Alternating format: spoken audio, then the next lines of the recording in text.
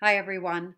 Today I'm going to read to you the story of Farfallina and Marcel by Holly Keller. Another great book.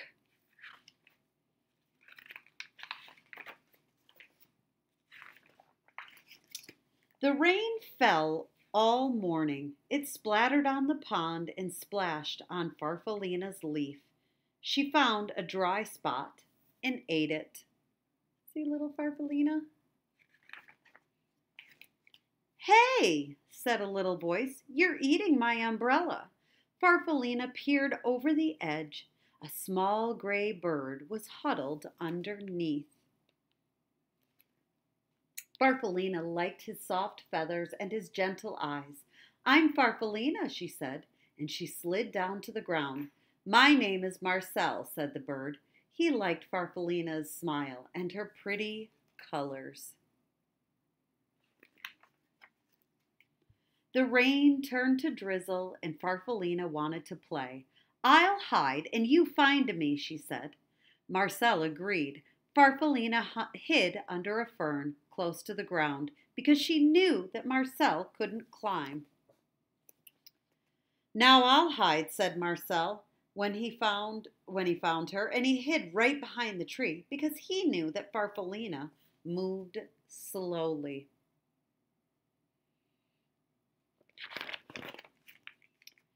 "I can take you for a ride on the pond," said Marcel.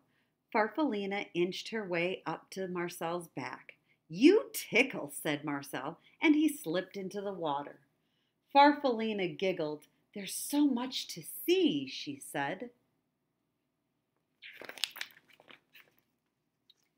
Farfallina and Marcel played together every day. They liked the same games and they liked each other.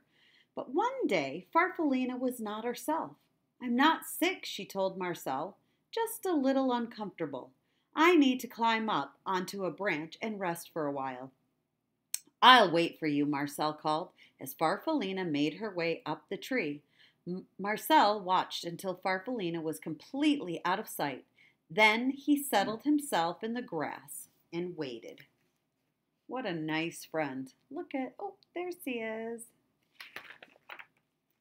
Night came and then morning, but Farfallina didn't come down.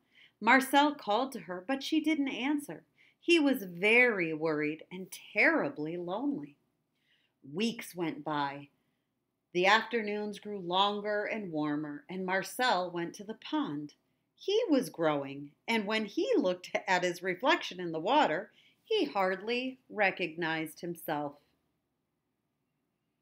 There's Marcel waiting patiently for Farfallina, and here he is now. He's changing.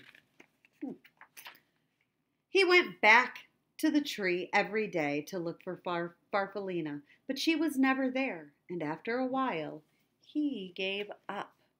What a good friend. At the top of the tree, Farfallina was snuggled in a blanket of glossy silk. She was growing too. There she is. What happened? What is Farfallina doing? The sky was blue and clear the morning she was ready to come out and open her beautiful new wings. She had no idea how long she had been up in the tree, and she floated down to find Marcel. "I'll just wait," said Farfallina when she didn't see him, and she sat on a flower. She became a butterfly. Night came and then morning, but Marcel wasn't there.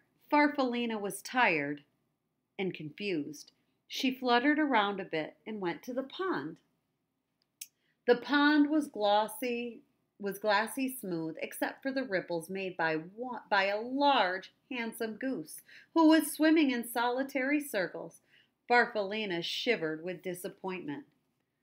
She was looking for Marcel, but she doesn't know. Guess who this is? She went to the pond every day to look for the small gray bird named Marcel, but he never came. One morning, the goose stopped his silent rounds and spoke to her. You must like it here, he said. Farfallina fluttered a bit.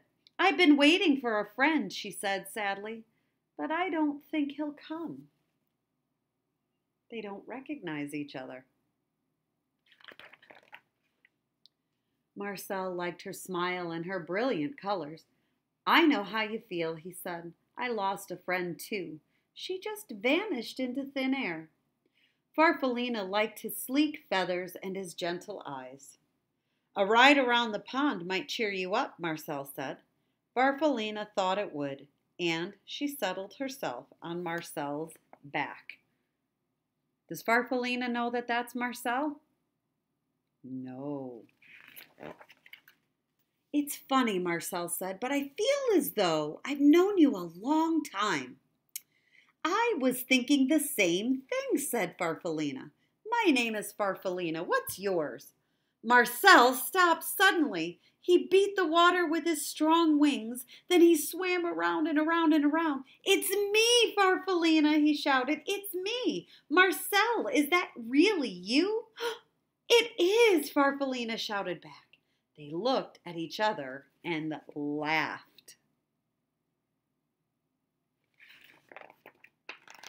By evening, they had explained everything and they fell asleep, smiling at the stars. And look at, there's the two friends. Farfallina and Marcel spent the rest of the summer playing just as they had before. Marcel was careful not to fly too fast because he knew that Farfallina couldn't keep up. Farfallina didn't hide in the flowers because she knew that Marcel would never find her. And when the leaves on the trees around the pond turned red and gold, they decided to go south.